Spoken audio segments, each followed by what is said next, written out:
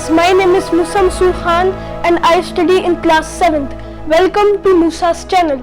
So before I start today's episode, I have some great news that from now on I am going to be uploading shorts on many different subjects.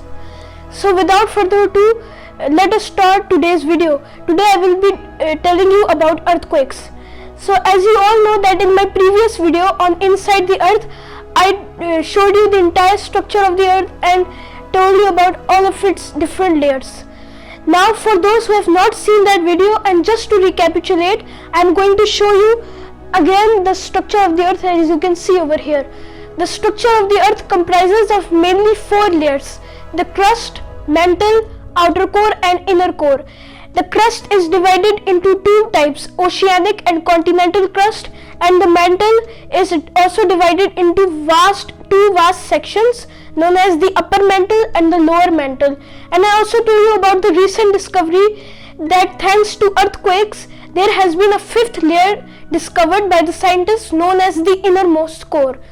So today I will tell you about earthquakes under the topics shown over here: the causes of earthquakes, seismic waves, the types of earthquakes, and lastly additional information in which I will tell you some interesting information regarding earthquakes. Now coming on to the first topic, that is causes of earthquakes. There are mainly 4 causes of earthquakes: movement of tectonic plates, volcanic eruptions, landsliding, and in rare cases meteoroid impacts. Now the first cause is movement of tectonic plates. Now if you've watched my previous video on Inside Earth, I told you that the crust, it is made up of gigantic plates of rock known as tectonic plates, and there are almost 19 to 20 tectonic plates around the earth, as you can see over here. But the biggest among them are the African plate, the Eurasian plate, the Antarctic plate, the Pacific Ocean plate, and the North and South American plates. And I also told you that they are not static but dynamic. They keep moving, but so slow that they only move about an inch each year, the same speed that our fingernails grow at. Now sometimes while moving, these plates kind of get stuck with each other, but they don't stop there. They try to free themselves from that area, which creates a lot of stress and pressure, and energy is also created. But when they free themselves, the energy is produced and we feel it as vibrations on the surface, which we all know as earthquakes. Now the place where these earthquakes occur are known as fault lines, as you can see over here, and they are mainly the borders between tectonic plates. Now the next cause of earthquakes are volcanic eruptions. Now if we look inside a volcano, as you can see over here, there is a vast volcanic chamber, otherwise known as a magma chamber, that goes deep into the crust and upper mantle boundary. Over there is a lot of magma which makes up our mantle. When it is inside the mantle, it is known as magma, and when it escapes or it is released from the earth's crust, it is known as lava.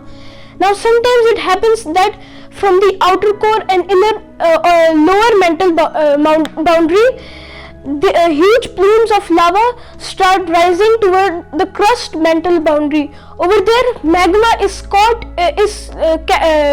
in some volcanic chambers, and it does not stop there. Because of the intensity of the pressure, they keep rising until they escape through the earth's crust through the crater of the volcano, and results in a volcanic eruption.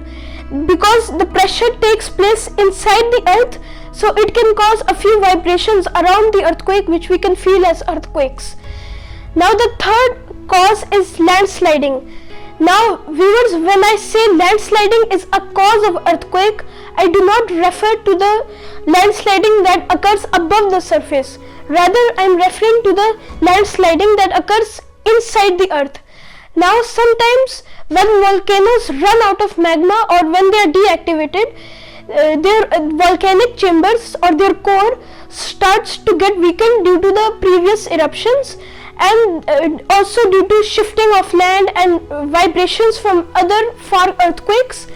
this causes huge chunks of debris to start collapsing inside the volcanic chamber, and it sometimes becomes so dangerous that the entire volcanic structure collapses, as you can see over here.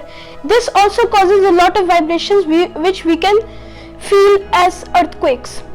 Now the next cause and most rarest cause of earthquake is meteoroid impacts.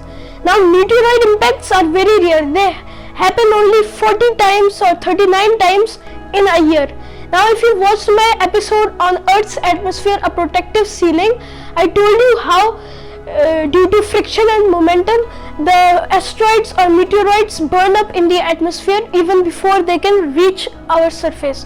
But in some rare cases, bigger meteoroids do manage to penetrate through the Earth's atmosphere and end up crashing into huge water bodies such as oceans or seas, etc. Now, as soon as the meteoroid collides, it collides with the sea floor or the underwater ground, and a lot of earthquakes start to occur over there, and these waves can also reach to the coastal areas and in some cases even beyond. But not only does it create 15 magnitude earthquakes, it can also cause the waves to rise even higher than skyscrapers, which are known as tsunamis, which we will discuss in this video but subsequently. Now this was all about the causes of earthquakes. Now let us move to our next topic, that is seismic waves. Now to put it simply, the seismic waves are the waves that are created inside the earth, deep inside the earth, and we feel them on the ground as vibration and call them earthquakes. Now as you can see over here, these are the 4 types of seismic waves which I will tell you about. Now seismic waves are mainly divided into 2 types, body waves and surface waves. Body waves occur deep inside the planet and they are not that much felt on the ground, while the surface waves are more dangerous because they occur superficially and they create huge waves that look like water on the surface. But it is nothing to worry about because they only occur in the large deserts around the world, especially in the desert of California, USA, where sand starts rippling like water, just like the waves of water. Now body waves are further divided into S waves and P waves, or secondary and primary waves. Now S waves, they are caused by the usual movement of tectonic plates. They occur deep inside the planet and they are not felt that much, and they can pass through liquids. Now the other type is P waves. They are caused due to volcanic eruptions and the movement of tectonic plates. They also occur deep inside the planet, but they are felt. They are felt by many people and it can sometimes cause a lot of destruction, and they can also pass through liquids. Now the surface waves, which occur superficially, they are also divided into 2 types, as you can see over here, love waves and Raleigh waves. Now something interesting about these 2 waves, that they are named after 2 famous personalities, A.E.H. Love and Lord Raleigh. Now love waves are caused due to the movement of tectonic plates, volcanic eruptions and landsliding, but they cannot pass through liquids, meaning their waves, they cannot pass through the liquid outer core. Now they cannot pass through the liquids and they roll on the surface very often. For Raleigh waves, they are caused by the collision of tectonic plates, volcanic eruptions, and in some rare cases meteoroid impacts. They roll on the surface and they are much dangerous than love waves. Now this is all about the seismic waves. Now let us move on to the 4th topic of our episode, that is types of earthquakes. There are mainly 3 types of earthquakes: convergent boundary, divergent boundary and thrust fault, which is often known as strike slip. Now as you can see over here, this is how a convergent boundary occurs. Now when 2 plates meet each other on a fault line, one of them subducts under the other plate and a lot of vibration is occurred until huge mountain ranges start to form. Now the other type of earthquake, as you can see over here, is a divergent boundary. Here two slabs of the earth crust split from each other, and when the lava cools in between, it creates a chasm which fills with underground water or water from other water bodies, which creates new oceans, rivers, and etc. Now the last type of earthquakes, as you can see over here, is known as thrust fault, otherwise popularly known as strike slip.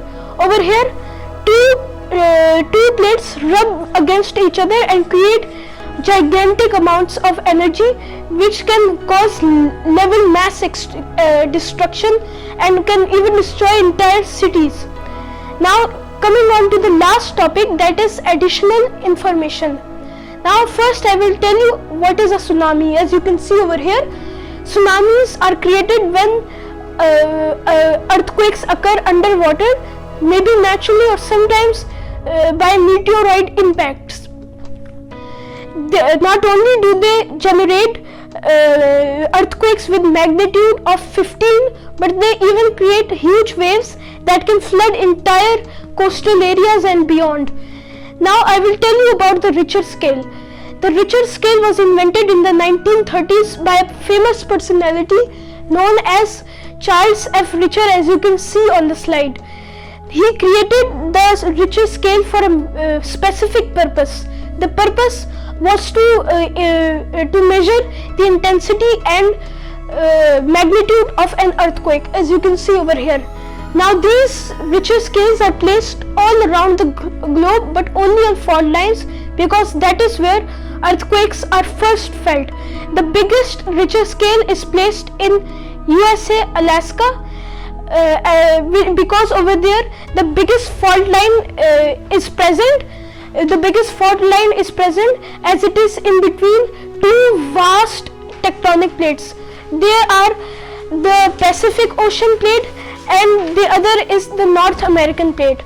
Now just to give you an understanding of the different magnitudes of the earthquake, I am showing you a slide for your own understanding. Now from 1.0 to 2.0 to 3.0 moment magnitude, it is micro, meaning only a little bit of vibration.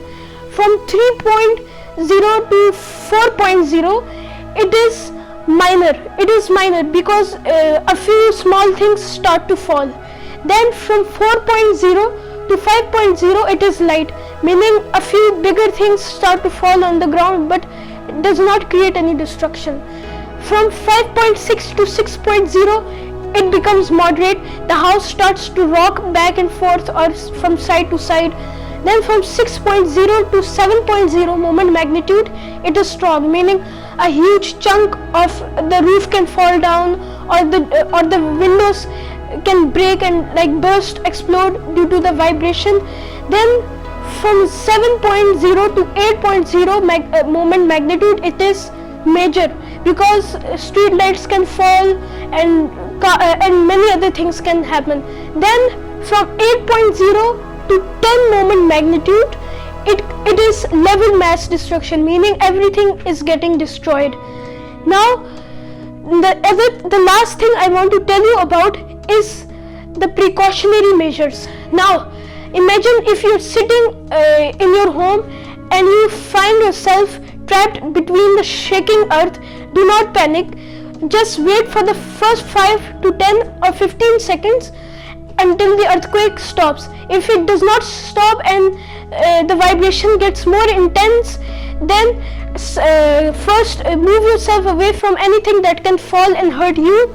Then apply a safety method known as a drop, cover and hold on, in which you have to fall onto your hands and knees and then cover yourself under a sturdy table or a desk and hold on to it. Do not leave it until the shaking stops. If it starts to move due to the vibration, do not stop it and get ready to move with it, and then stay in there until the shaking stops. And if it does not suit for you, you can also hide under the barks around a door or under stairs because they are mainly reinforced with concrete, so it will be better if you stay in those areas of the house too. And if God forbid if the house or the building collapses, huge triangles are formed around the area, so you can go under them for your own protection. So this was all about the precautionary measures. So friends, I hope you liked my video. If you did, please subscribe to my channel, hit the notification bell, give a big thumbs up and share it to your friends. And if you want to watch my previous videos, the links are given in the description below. So this was all for today. Take care. Allah Hafiz.